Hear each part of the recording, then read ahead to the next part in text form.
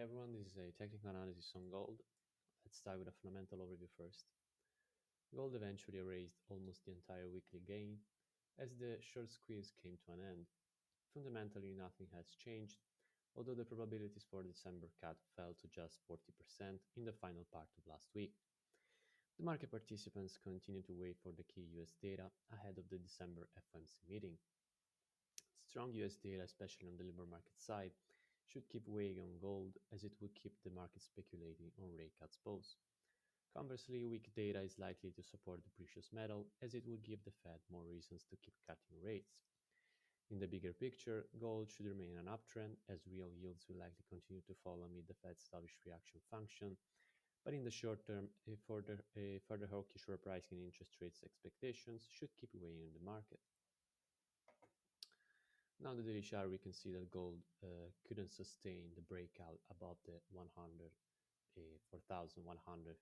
level and eventually erased almost all the weekly gains.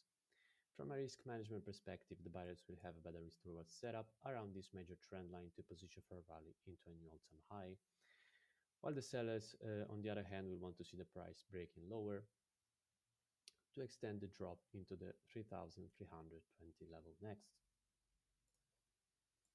On the 4-hour chart, we can see that we have this strong support zone around the 4020 level. If the price gets there, we can expect the buyers to step in with a defined risk below the support to position for a rally into a new all-time high. The sellers, on the other hand, will look for a break lower to increase the bearish bets into the major trend line.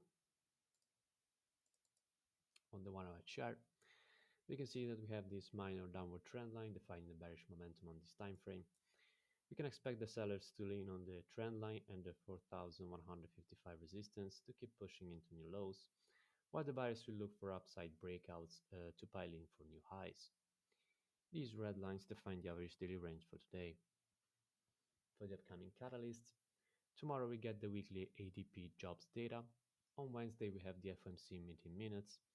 On Thursday we get the September NFP report and maybe the US jobless claims data. And on Friday, we conclude the week with the US flash PMIs.